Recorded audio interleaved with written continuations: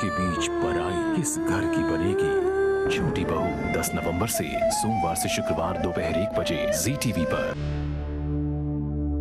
काशी, वाराणसी और बनारस के नाम से जाने जाने वाली भगवान विश्वनाथ जी की धर्मस्थली आज दो गुटों के आपसी झगड़े का शिकार बन गई।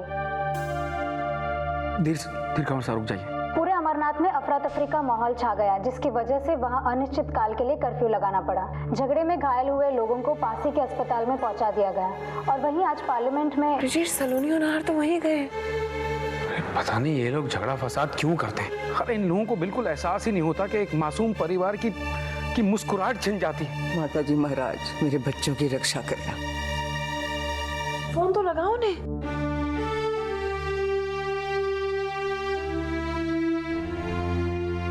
कितना अच्छा मौसम है सलोनी।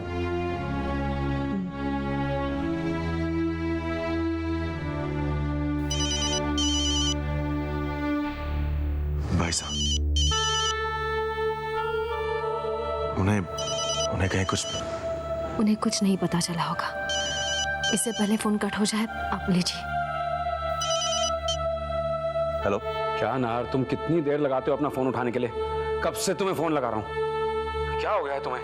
जानते हो हम लोग कितने डरे हुए हैं यहाँ पर। इतनी देर में मैंने पता नहीं क्या क्या सोच लिया था। कैसे हो तुम सलोनी? हम दोनों बिल्कुल ठीक हैं। वैसे भी यहाँ मौसम इतना अच्छा है कि किसी को कुछ हो ही नहीं सकता। और शहर भी बहुत प्यारा है। आई विश आप सब लोग भी यहाँ होते तो बड़ा मजा आ जाता। आप लोगों को बहुत मिस कर रहे हैं हम यहाँ। बाय द वे, हम कल सुबह दर्शन के लिए जा रहे हैं। मिस तो हम सब भी तुम्हें कर रहे हैं नार। Hello hello hello hello. क्या हुआ?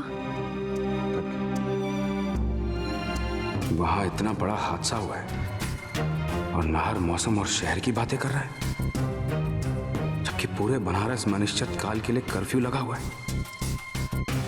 फिर सुबह दर्शन के लिए कैसे जा सकते हैं वो दोनों? कुछ समझ में नहीं आ रहा है।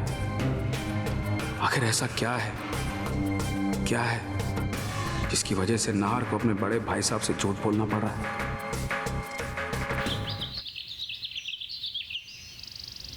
ये क्या नाहर, आप अभी तक तैयार नहीं हुए? नाहर, हमें स्वामी जी के पास जाना है। चलिए जल्दी से तैयार हो जाइए, मैं आपके कपड़े निकाल देती हूँ।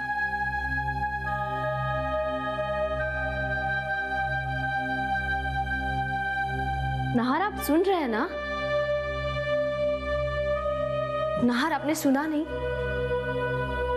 नाहर, जल्दी से तैयार हो जाइए, हमें स्वामी। सलोनी, तुम क्यों कर रही हो ऐसा?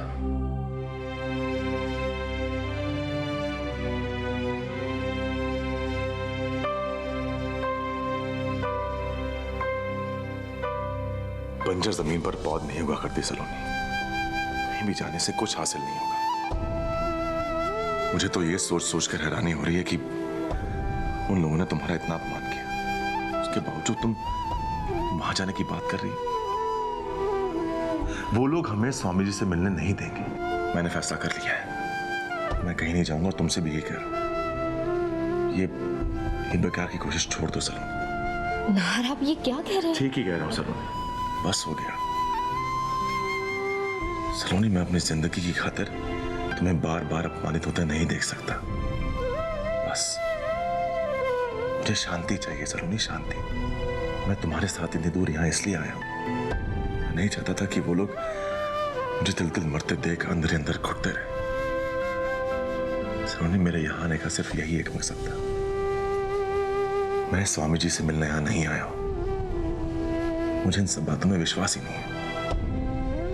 सलोनी, अपनी जिंदगी के बचे हुए दिन तुम्हारे साथ हंसते खेलते बिताना चाहता हूं, ऐसे बेबस और लाचार बनकर नहीं। ठीक है, आपको नहीं आना है तो आप मत आइए, मैं अकेले चली जाऊंगी। लेकिन भगवान के लिए ऐसी बातें करके मेरे विश्वास को कमजोर मत कीजिए।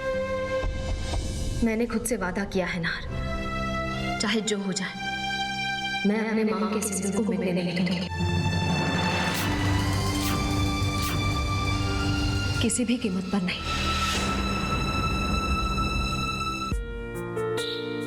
सलोनी,